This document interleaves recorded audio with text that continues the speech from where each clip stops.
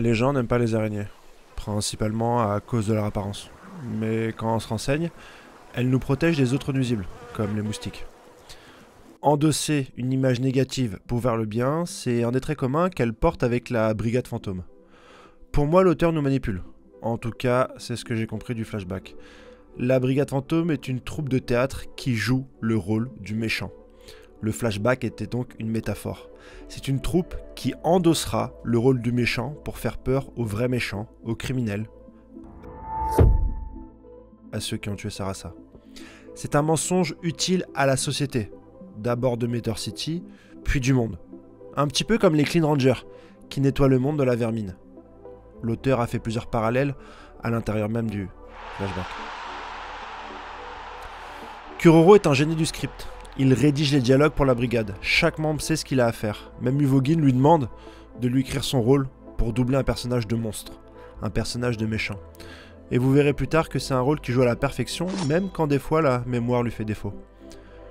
Pour endosser le rôle et être crédible, pour moi la brigade doit endosser certains crimes qu'elle n'a pas forcément commis. Dans le flashback, Kuroro parle de l'essor des technologies, et notamment de la mise en avant de la communication avec la création d'Internet. Il comprend que l'important, c'est pas l'acte, mais son écho. Et que donc, pour endosser le rôle de méchant, ce qui est important, c'est pas d'être un méchant, mais de faire croire qu'on l'est. Avec tout ça, et surtout avec les derniers chapitres, je comprends que pour moi, la description faite depuis le tome 1 sur la brigade fantôme comme responsable du massacre du clan Kuruta est une erreur. C'est pas du tout logique avec le flashback qui nous est donné et l'importance qu'a la brigade pour la vie humaine. On a plusieurs preuves allant dans ce sens-là que la brigade n'attaque pas d'elle-même. Déjà Franklin, qui dit sur le bateau face à un membre de la mafia de Kakin « On ne nous trouve pas si on ne nous cherche pas ». On a aussi Lusini, qui invite la brigade à détruire le monde, ce qui a pour but de mettre Nobunaga hors de lui et de le tuer directement. Dans les chapitres précédents, Nobunaga a une certaine amertume en expliquant qu'avant ils étaient comme eux, qu'ils étaient à la recherche d'un but. La brigade fantôme a donc un but aujourd'hui, quelque chose qui va au-delà des trésors et de la richesse. Ils sont présentés comme des voleurs, mais ils ont une opinion derrière, une vraie envie, une vraie détermination à se débarrasser des criminels. Alors je sais que je vais me mettre à dos pas mal de personnes avec cette théorie comme quoi la brigade fantôme n'a pas tué le clan Kuruta. Mais ce qui me motive à défendre ce point de vue, c'est une simple et unique chose. Mettre Kurapika dans la pire des situations. Et imaginez bien, un Kurapika qui doit protéger le 14e prince, soit le prince le plus faible dans cette guerre de succession, qui se lie d'amitié avec Bill, qui est un soldat de Beyond Netero, et qui est donc l'ennemi du Zodiac, le groupe où Leolio lui a demandé de s'investir. Avec comme ennemi Tserenich, qui est l'être le plus machiavélique jamais développé dans Hunter x Hunter, avec la brigade fantôme qui est sur le bateau alors qu'il n'est même pas au courant, et si en plus de ça tu rajoutes que sa vengeance et que la création de son haine est une erreur parce que ce n'est pas la brigade fantôme qui a tué le clan Kuruta, et tu offres à ce personnage la mise en abîme la plus puissante, toute œuvre confondue. Et c'est mon unique souhait concernant Hunter x Hunter.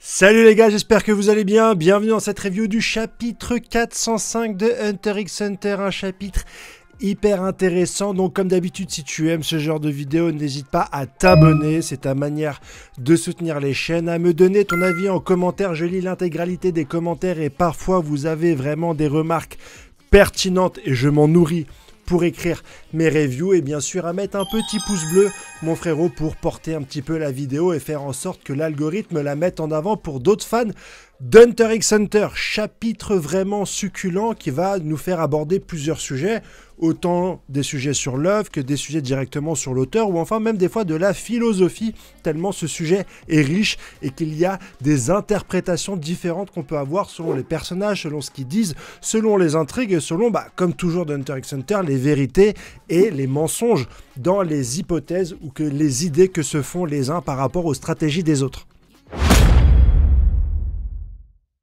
La première démonstration que j'ai envie de vous faire concerne le personnage d'Hisoka qui va avoir plusieurs lectures dans ce qu'on peut comprendre des termes qu'il va employer et utiliser pour expliquer un petit peu sa flegme et son ennui. La première lecture, c'est de dire que Hisoka ne trouve pas d'adversaires qui correspondent un petit peu à ses souhaits. Il nous explique que le combat contre les insectes, les Chimera Hunt, c'est pas quelque chose qui l'affectionne, ou qu'encore les naines qui sont issus d'un pouvoir à plusieurs n'est pas quelque chose qui excite un petit peu son intérêt pour les combats, parce que celui-ci préfère les 1 contre 1. Comme j'ai déjà dit dans ma vidéo spoiler, on avait à peu près le même genre d'analyse de la part de Netero, qui expliquait que pour lui, le Dark Continent n'est pas intéressant, parce que c'est un lieu où tout est tellement gigantesque, tellement hors de portée, qu'il ne trouve pas la même joie que lorsqu'il affronte un adversaire en 1 contre 1. Ça, c'est un petit peu la première lecture pour nous présenter le personnage d'Hisoka. Moi, je comprends une deuxième interprétation, et pour pouvoir un petit peu la déchiffrer comme moi, il faut savoir que plusieurs fois dans des interviews, des auteurs ont avoué que lorsqu'ils décident comme ça un personnage, finalement celui-ci devient vivant, et que lorsqu'il est confronté à une certaine situation, l'auteur se demande toujours: comment est-ce que mon personnage aurait réagi face à cette problématique? En fait, à force de dessiner un personnage, tu finis par dessiner son caractère, ses choix, ses ambitions, ses buts, et tu peux plus le faire agir d'une manière qui soit complètement à l'opposé de ce qu'il représente ou de ce que tu as dessiné le concernant depuis plusieurs années. C'est pour ça que tu t'enfermes petit à petit dans tes personnages, et que un beau jour, quand tu te mets à les dessiner sur ta planche, c'est plus toi qui décide ce que le personnage va faire, mais c'est lui qui va le faire.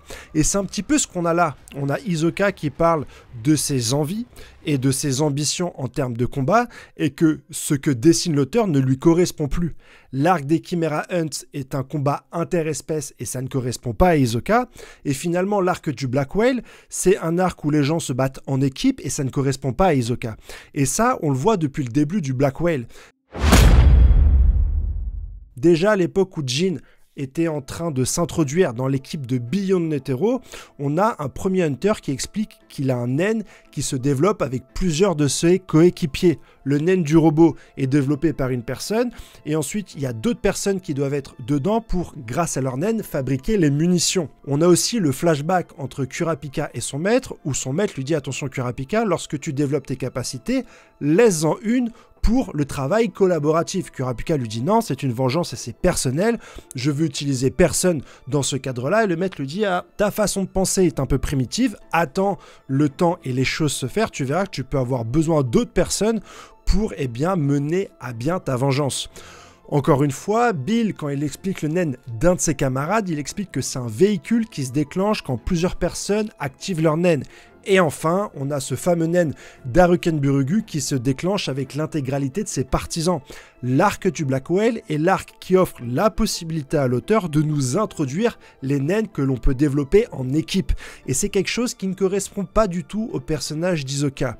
Et enfin, la troisième lecture, c'est peut-être que Hisoka reproche à son auteur de ne plus développer d'histoire dans lequel il a un sens. Finalement, le personnage d'Hisoka est en train de se perdre, aussi bien sur Grid Island, où celui-ci finalement participe à la balle aux prisonniers sans avoir de réels enjeux ou de réels intérêts, et puis là on voit directement son avis sur l'arc des Chimera Hunt. Il a encore un rôle secondaire dans l'arc de l'élection du président des Hunters, et finalement dans ce Black Whale, il correspond plus du tout à ce que l'auteur avait l'habitude de dessiner, des shonen neketsu, où finalement les personnages principaux s'affrontaient les uns les autres dans un tournoi. On n'est plus du tout là-dedans, dans les envies de Yoshiro Togashi, et j'interprète cette page comme une cassure, comme une déchirure entre les volontés du personnage préféré de Togashi, Hisoka, et finalement l'arc qu'il est en train de développer, un arc beaucoup plus psychologique avec des stratégies, du travail en équipe qui correspond plus du tout à l'essence même du personnage d'Hisoka. C'est pour ça que j'ai trouvé ça particulièrement intéressant. Si on regarde ensuite la description de Borenov, là aussi je la trouve hyper intéressante parce qu'on prend à contre-pied le chapitre 392, il me semble, où on a eu l'introduction d'Hisoka dans cet arc du Black Whale. Une introduction qui pour moi était aux antipodes de l'évolution du personnage, car rappelez-vous, Hisoka est un personnage épicurien qui se bat uniquement pour son plaisir, et face à la défaite que va lui imposer Kuroro, il va décider de devenir stratège, de s'attaquer à la brigade fantôme, mais plus de manière épicurienne intervienne en laissant l'intégralité de la stratégie à son adversaire. Non, cette fois en se préparant, en jouant de ruse, d'astuces et en attaquant son personnage par surprise. C'était la fin de l'Hisoka qui cherchait uniquement du plaisir dans son combat. C'était la place à un nouvel Hisoka qui faisait place à la stratégie et qui allait se battre surtout de toutes ses forces pour pouvoir écraser son adversaire. Or, quand il vient dans le chapitre 92, on trouve un Hisoka qui n'utilise pas du tout sa technique pour se fondre dans la population du Blackwell, puisqu'il n'utilise pas le Punsy Gum pour changer de visage ou pour se cacher. Il fait mine d'avoir aucune stratégie puisqu'il se balade directement dans le Blackwell sans but et sans sens. Finalement, c'est pour ça qu'il est trouvé par la mafia. Et cela correspondait pas du tout aux dernières informations qu'on avait sur le personnage. Donc moi, je suis content que Yoshiro Togashi rebondisse directement sur cette scène qu'on avait vue dans la dernière fournée et qui nous explique en fait que c'était pas Hisoka mais Borenov qui avait pris son apparence. D'ailleurs, est-ce que vous savez pourquoi que cette fois c'est réellement Hisoka alors que dans le chapitre 392 c'était pas lui? Non, vous trouvez pas? Eh bien, dans ce chapitre, c'est réellement Hisoka parce que contrairement au chapitre 392, cette fois, on a des réflexions internes d'Hisoka. On n'a pas juste son apparence et des dialogues, on a une réflexion concernant sa propre envie, sa propre excitation face aux différents combats qui lui sont proposés, soit les Chimera Hunt ou le Nen collaboratif de Haruken Bulugu. Voilà, pour vous servir. Pour moi, c'était quelque chose qui a été voulu par l'auteur après, c'est donc un retcon et pas un foreshadowing. En gros, un foreshadowing, c'est quand l'auteur laisse des indices parce qu'il avait prévu le futur de l'œuvre, alors qu'à l'inverse, un retcon est une reconstitution, c'est-à-dire que l'auteur revient en arrière et utilise un peu ce qu'il avait dessiné dans le passé pour conserver une cohérence dans le futur après un changement de direction. Je pense que l'auteur n'avait pas anticipé que ce personnage ne soit pas Hisoka, puisque je trouve que physiquement, si Borenov avait vraiment voulu imiter Hisoka, il ne l'aurait pas imité à la perfection avec la même coupe et le fait qu'il ne soit pas maquillé. Il aurait dessiné le Hisoka qu'on connaît, c'est-à-dire avec les cheveux en arrière, très certainement grâce à du gel, et avec la petite étoile et la petite lune qu'il a sur chaque joue. C'est comme ça que Borenov aurait dû, se transformer en Hisoka. Alors que là, il a dessiné cet Hisoka qu'on avait déjà vu sur Grid Island après une douche, c'est-à-dire sans artifice, sans maquillage et sans gel dans les cheveux. C'est pour ça que pour moi, c'est une recomposition de Togashi après coup, de se dire que finalement, cette introduction d'Hisoka n'était pas la bonne et qu'il préfère celle qu'il a dessinée aujourd'hui en jouant un petit peu sur le pouvoir de Borenov qui est de prendre l'apparence. Et tout ça est bien incorporé dans l'histoire, puisque c'est une succession de transformations, d'abord à celui qui contrôle son sang, ses hémoglobines, puis à la femme qui est capable d'avoir des vérités en frappant des corps, et c'est l'alternance de transformations qui rend le récit complètement cohérent. Borenov nous parle également de la volonté de la Brigade Fantôme et on peut voir qu'ils sont un petit peu moins unis qu'ils semblent paraître à l'extérieur, notamment à propos du meurtre d'Hisoka, puisqu'il y a une dissonance entre les volontés de Chrollo, qui est de tuer Hisoka, et puis celle des volontés de sa troupe, qui est de laisser Chrollo s'occuper d'Hisoka pour que celui-ci récupère un petit peu sa vraie personnalité. En effet, ils ressentent que Chrollo, depuis un certain nombre de temps, cache un petit peu ses émotions, il rebondit sur plusieurs actions à ce niveau-là. Le fait est d'avoir laissé le numéro 9 vide. Pour moi, le numéro 9, c'est bien entendu Pokunada, puisqu'on voit dans le flashback qu'ils ont un lien très fort. On parle même d'amour de la part de Kuroro et de la part de Pokunada dans le flashback, mais il y a également une page qui a été rajoutée par rapport au scan qu'on avait lu et qui nous explique un petit peu la condition du naine de Pokunada. Elle est capable de lire dans les pensées, mais elle a une condition à son naine, c'est de ne jamais pouvoir toucher l'être aimé, et on se doute que l'être aimé c'est Kuroro, donc elle a pu acquérir ce pouvoir grâce à une condition qui l'empêche de toucher physiquement la personne qu'elle aime le plus. Il y a également plusieurs hypothèses de la part de Borenov que je ne prendrai pas pour argent comptant, puisque je vous l'ai dit plusieurs fois dans mes différentes vidéos concernant cet arc du Blackwell, il ne faut pas prendre pour argent comptant les hypothèses des personnages, et lui, il va en promulguer plusieurs. Déjà la première, selon lui, le trésor de Kakin selon Borenov, serait un naine dont Kuroro a besoin pour affronter Hisoka. Comme je suis un fanatique, j'ai relu le tome 34 d'Hunter x Hunter, c'est-à-dire le combat entre Kuroro et Hisoka, et je vois que la première fois que Kuroro parle du trésor de Kakin, c'est avant que Hisoka tue Charlnak et Kurotopi. Donc au moment où Kuroro prononce ces paroles, il ne sait pas qu'Hisoka est encore vivant. C'est donc impossible que le trésor de Kakin soit un naine pour affronter Hisoka, puisque dans l'idée de Chrollo, Hisoka est déjà mort. C'est uniquement sa version, on ne sait pas si c'est lié à ça, surtout qu'on peut voir sur écran géant le physique d'une personne qui était la personne commanditaire dans les tueries de la ville Météore à l'époque où Sarada a été tué. Dans cette émission télé, on nous présente un personnage comme le chef d'une organisation qui s'occuperait des orphelins et qui donc aurait été tué sauvagement il y a une dizaine d'années. On sait que c'est la personne qui a tué Sarada grâce à deux aspects physiques le concernant, une verrue sur le nez et un grain de beauté sur la joue, qui sont un petit peu les mêmes caractéristiques de la personne qui était dans la voiture, cette personne qui a enlevé les enfants. On sait donc que cette personne-là est déjà morte depuis 10 ans. Est-ce que c'est Kuroro qui a déjà effectué sa vengeance? Certains se posent directement la question sur Twitter, si Kuroro a déjà fait sa vengeance, pourquoi est-ce que la Brigade Fantôme existe? Elle existe principalement pour jouer ce rôle de méchant, ce rôle que j'ai essayé de vous expliquer un petit peu dans l'introduction de la vidéo. C'est qu'une hypothèse pour moi, mais ça expliquerait pourquoi est-ce que la Brigade Fantôme continuerait malgré sa vengeance à perpétuer ce rôle de méchant pour pouvoir continuer à susciter la crainte dans les camps de la mafia, et ça les empêcherait de se détourner vers les jeunes enfants puisqu'ils seraient occupés par un némésis que formerait un petit peu la Brigade Fantôme. Voilà en tout cas ce que je pense par rapport à ça. Ensuite, si on regarde un petit peu les échanges entre Finks, Phaeton, Nobunaga et Morena, je me demande si la Brigade Fantôme a encore ce rôle de Deus Ex Machina que je lui prête depuis le début de l'arc. En effet, depuis la fois où ils se sont croisés directement à la cantine, on a un peu l'impression que la Brigade Fantôme est un Deus Ex Machina, c'est-à-dire qu'ils peuvent un petit peu foncer dans le tas, tuer n'importe qui, sans faire de stratégie, tellement leurs Hatsu sont puissants et qui sont vraiment à une autre catégorie que tous les personnages qui sont sur le Black Whale. On a vu avec les princes, les bêtes de naine, l'apprentissage du naine, que le mot d'ordre sur le Black Whale, c'est la prudence. Il faut faire attention, c'est une guerre de l'information, connaître les capacités de l'ennemi, ne pas montrer ses propres capacités. Et les seuls personnages qui étaient en dehors de ces règles, c'était Hisoka, mais également la Brigade Fantôme. Et on le voit vraiment avec Nobunaga, qui n'hésite pas à foncer dans le tas quand il s'agit de trouver Morena, malgré la mise en garde de Finks, Phaeton et tous les autres sur les pièges, l'activation des pièges, la téléportation, etc. Nobunaga, il a dit, j'en ai rien à faire, moi, je suis la Brigade Fantôme, si je viens, je te tue. On avait aussi plusieurs membres de la brigade, voyant ça, qui se disent la Brigade Fantôme sont dangereux parce qu'en fait, ils ne bluffent jamais.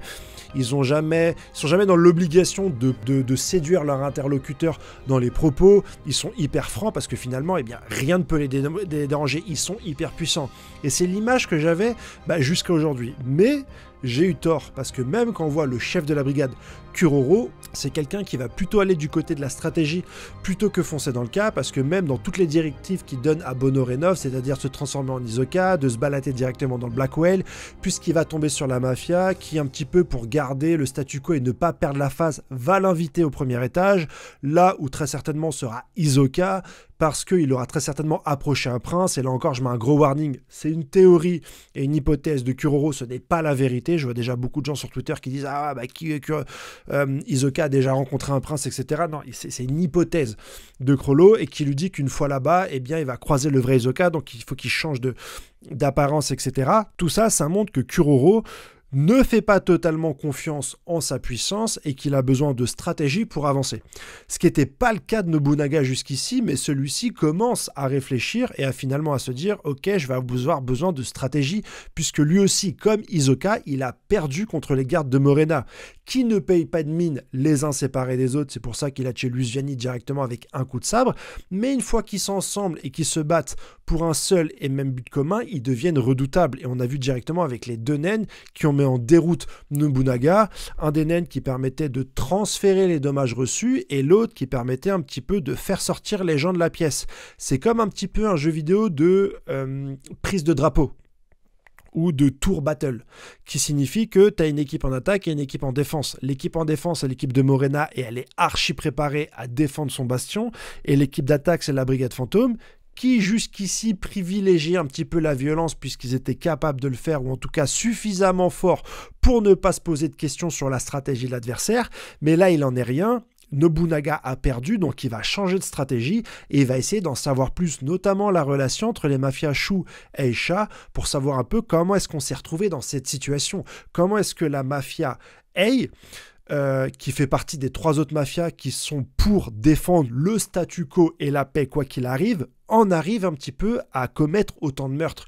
Et en fait, il est en train de mettre des hypothèses sur le naine de Morena. Morena a bel et bien la volonté de détruire le monde, et elle demande à ses gardes bel et bien de tuer des gens pour pouvoir activer des conditions, pour pouvoir monter de niveau, pour être suffisamment puissant pour détruire le monde. Il a pratiquement deviné 80% du naine de Morena, ce qui est plutôt pas mal, surtout dans un manga où 80% des personnes font des hypothèses qui s'avèrent inexactes, donc bravo Nobunaga. Mais ça signifie quand même qu'on perd ce statu quo de Deus Ex Machina qui peut foutre le bordel complètement sans aucune stratégie, et donc qui va un petit peu diminuer l'impact de la brigade fantôme lorsqu'ils vont arriver au premier étage. Parce que la description se faisait beaucoup sur l'arrivée de la brigade fantôme au premier étage, et moi je pensais qu'en arrivant, ils allaient détruire l'intégralité des 14 princes de Caquin, alors que finalement non, plus le manga avance et plus la brigade fantôme est en train de s'empêtrer elle aussi dans des stratégies pour pouvoir arriver à ses fins. Chose qui est hyper intéressant.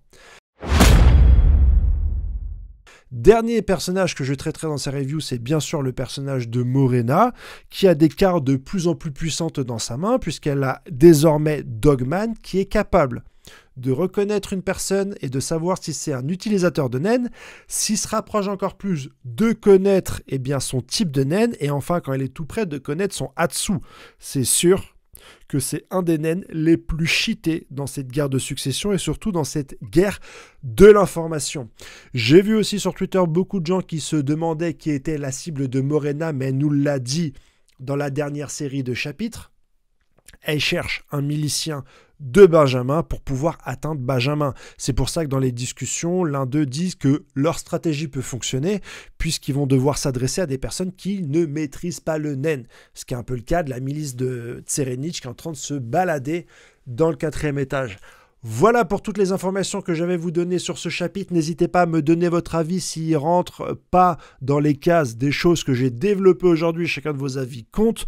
Je vous souhaite une excellente semaine et merci si vous êtes resté jusqu'ici dans cette vidéo. N'hésitez pas à vous abonner, à me donner votre avis en commentaire bien sûr, à mettre un petit pouce bleu et je vous dis à la semaine prochaine. Ciao, bye bye.